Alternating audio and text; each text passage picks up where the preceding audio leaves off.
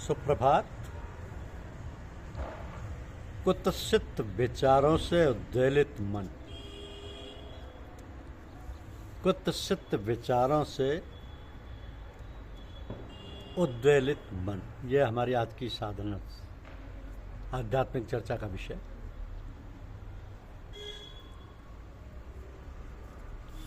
देखिए, साधकों को खाने पीने के मामले में बहुत सचेत रहना चाहिए।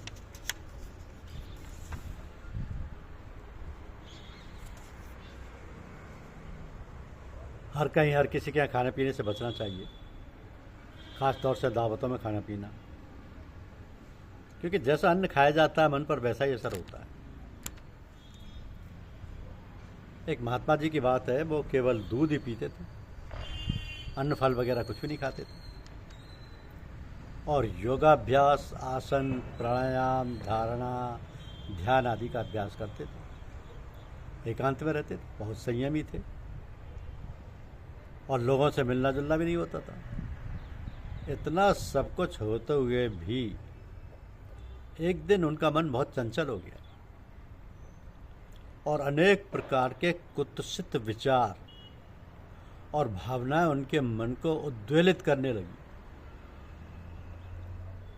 इस पर वे बहुत व्यथित और दुखी हुए। सोचने लगे कि क्या कारण है कि जो हमारा मन इस प्रकार के गंदे विचारों से ओतप्रोत हो रहा है।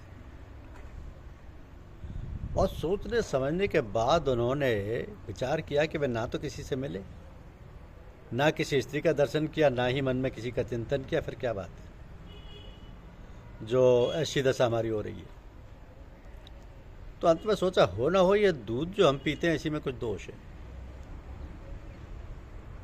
तो प्रातःकाल दूसरे दिन उन्होंने पता लगाया कि दूध कहाँ से और किसके यहाँ से आता है। पता चला कि जिसके यहाँ से दूध आता है वो बहुत दुष्ट और दुष्कर्मी है।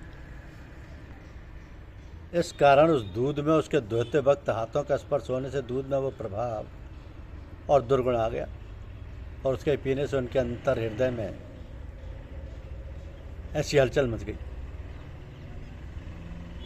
इसी प्रकार का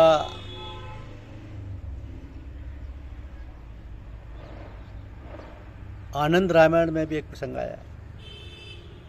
एक कुत्ता बहुत जोर जोर से रो रहा था। भगवान रामचंद्र जी ने सुना तो उन्होंने लक्ष्मण जी को बुलाया और कहा कि पता लगाओ कि कुत्ता क्यों रो रहा है। लक्ष्मण जी कुत्ते के पास गए, उसे पुचकारा और बड़े प्यार से पूछा कि तुम क्यों रो रहे। तो कुत्ता बोला कि मुझे एक सन्यासी ने पत्थर मारा है जो मुझे बहुत जोर से लगा। लक्ष्मण जी ने उस सन्यासी को बुलाया और पूछा, तुमने कुत्ते को क्यों मारा। सन्यासी बोला कि मैं भिक्षा लेकर जा रहा था, कुत्ते ने मेरा पीछा किया। मैंने सोचा कि कुत्ता मुझे छूलेगा तो खाना दूषित हो जाएगा, और तो मैंने उसे दूर भगाने के लिए पत्थर मारा। तो लक्ष्मण जी ने रामचंद्र जी को बताया।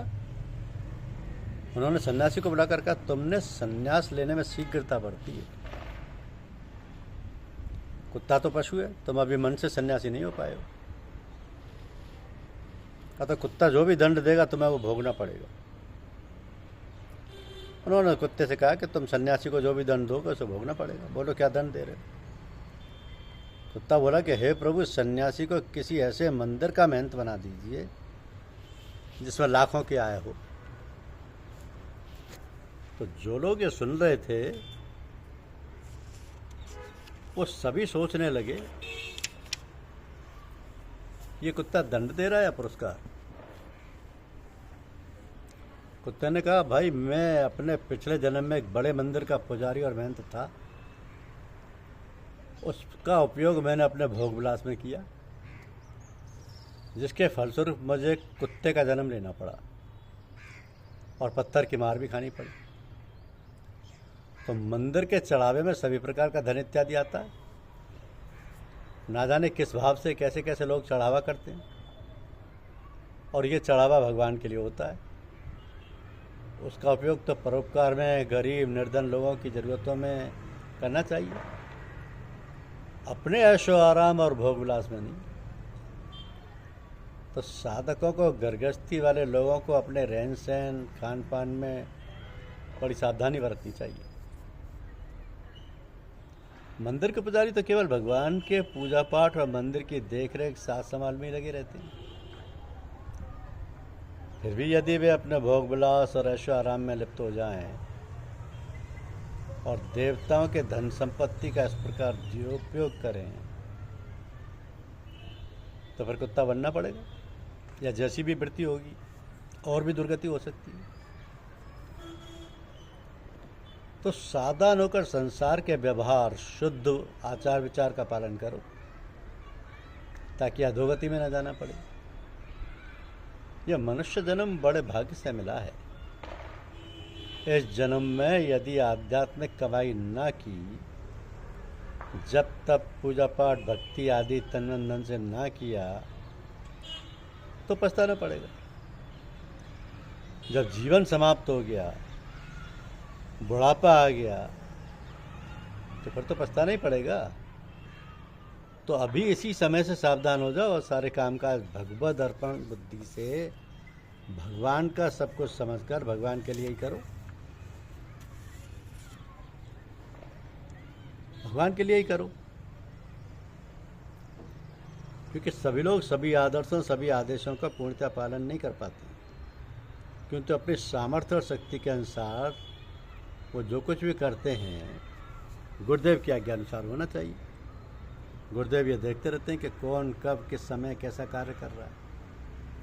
उनकी दृष्टि से हमारा छोटे से छोटा कार्य छिप नहीं सकता। उतने दयालु और कृपालु होते हैं कि वह प्रतिपल प्रतिक्षण हमारे कार्यों का लेखा जोखा लेते रहते हैं।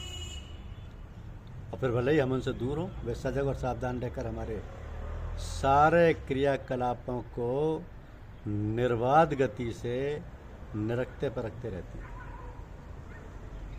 तो हमको सावधानी के साथ गुरुदेव को हाजिर नाजिर, सर्वव्यापक, सर्वद्रष्टा समझते हुए सब कामकाज करते रहना चाहिए। धन्यवाद। यूट्यूब चैनल को लाइक और सब्सक्राइब अवश्य करें। शुक्रिया।